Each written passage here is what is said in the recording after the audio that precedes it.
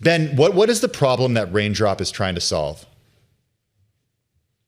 Look, very simply, I mean, you mentioned it even in the case of Robinhood, but what we're seeing is that agents are being deployed into increasingly high stake environments. So we're talking about like medical, finance, defense. And at the same time, they're being given increasing capabilities, right? The ability to do more and more autonomously. And what we're seeing already is that these mistakes are going to be, in the best case, very, very expensive. And in some cases, either soon, if not already, these mistakes are going to be a lot more than just expensive. And so that's the problem that we solve. And we think of this a lot. We use this phrase, humanity's last problem, but we really do kind of consider this to be humanity's last big problem to solve. Part of me also wonders, Ben, it's like, so we have AI, we've got, LLMs, we've got agents, and then we've got things to fix the mistakes in agents. But is there an assumption at some point that there will not be any mistakes, that the data is so deep and wide that things are smart? Are there always going to be, like, we can't totally trust everything out of AI broadly? Well, this is really interesting, right? So if you think about, humans, if you think about, you're managing employees, employees do still make mistakes, right? Mm-hmm. But I think that there's sort of two separate things going on. And I think one thing that sort of gets lost in a lot of the dialogue, if you're not kind of in it every single day. So when you hear labs talk about improving models like Anthropic or OpenAI, what they're actually mostly talking about is increasing the capability ceiling. So having models solve, new mathematical proofs, or, kind of like work autonomously longer, like these sort of things. What we really focus on is working with, Fortune 100 companies on raising the floor. So what is the dumbest thing their agent can do? And again, this really matters when you're talking about, writing prescriptions, which there are now AI agents that are authorized to write prescriptions in some states. Right. So raising the floor, what is the dumbest thing they can do? And the problem is that there's often no objective answer. So it's not the kind of thing you can just gather a ton of data for. Yeah. It's like different people have different preferences, different states, different, there's a lot of kind of a lot of criteria that defines right or wrong. How do you use agents in your life? Well, it's a very good question. So, engineer by trade, right? So I think, like most engineers, have shifted to the point where I barely write code by hand, right? Okay. And every step of that software engineering process, there are agents involved, whether that's the writing it, planning it, communicating to other people, reviewing it, right? Every single step, there's agents involved. And then obviously, as a co-founder of the company, we touch all sorts of things from marketing to sales, even legal. Mm-hmm. And there are agents being involved in every single one of those pillars. What about outside of work? And the reason I ask is because a colleague of ours stopped by our desk just before our program. I will not name him. You all know him. But he is talking about using AI agents for everything outside of work, and talking about, in fact, actually recovering some money from tax authorities in a certain jurisdiction right now. Something the accountant wasn't able to do, but his wife was able to do using Claude Code. And it's really remarkable because that fight, a human being didn't do that, but the AI agent was able to do it. How do you use it outside of work?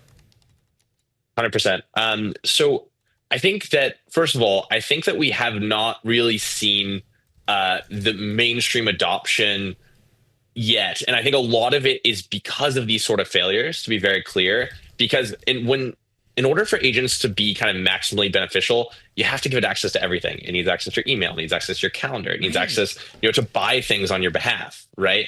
And so there's very few people, and we saw this sort of with the OpenClaw wave, where people sort of just give it access to everything.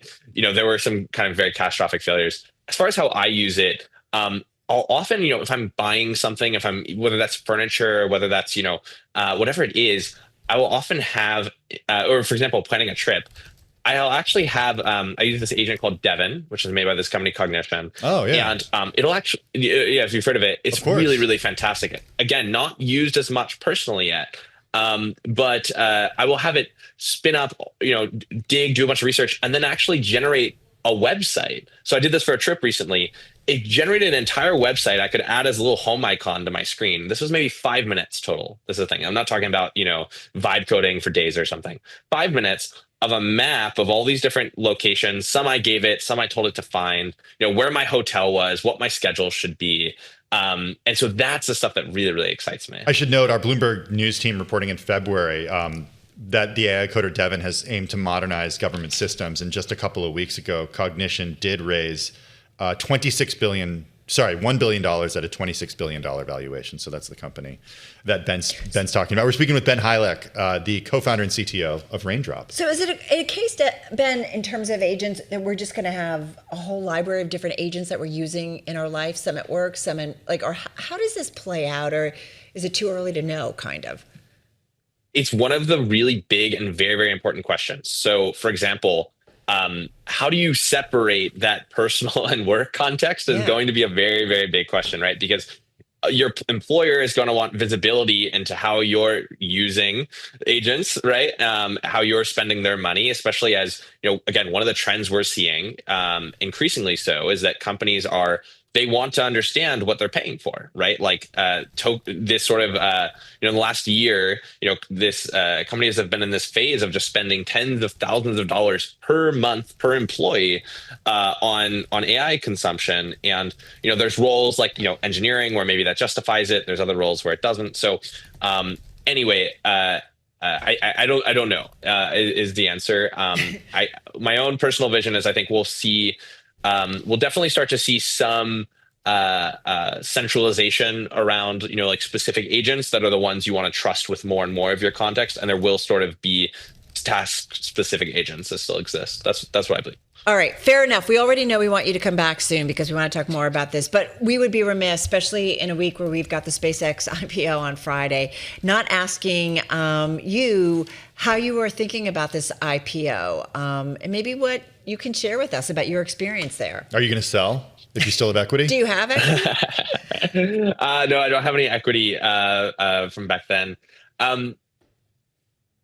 I think SpaceX is one of the most mission-driven companies I've ever experienced, and I think that's one thing that really gets lost. I think when people talk about it, like the people, at least when I think it's a very different company than when I was there. When I was there, it was probably 3,000 employees, so it was like 2016. But one of the most mission-driven companies. What I mean is that when people go to work every single day, they think about, at that time going to Mars. And I know that sounds crazy, probably to a lot of people that are listening, but that's really what people thought about every single day.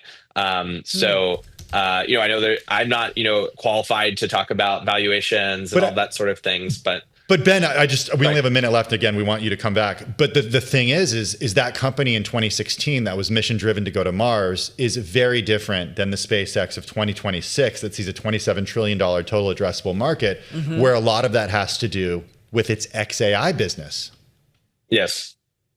Yeah. That's the thing that I wouldn't be able to answer. That's the thing I wouldn't be able to answer. I think that what I will say is, like, again, I'm not qualified to speak on any of this sort of stuff, but the cool thing about SpaceX is that it kind of has this infinite market cap, right? When you think of it as a space company, at least. And yeah, from there, I have no idea what comes next. It's just kind of fascinating. Is there anything you can share in terms of Elon? Like we cover him so much, and as many have said, never count Elon out. Any thoughts there, just real quickly? I would not count Elon out. I think he's a hard guy to bet against. I would never bet against him. There's not that much I can say that hasn't already been said by someone, someone else. What I will say is that, I think people talk about it all the time, how involved he is in really not just a figurehead of the company. He is involved in engineering decisions. And again, at least at that time, it's so long ago, but he really was in meetings and critiquing things. And that was something that was always very inspiring to me when I thought about founding our company. So.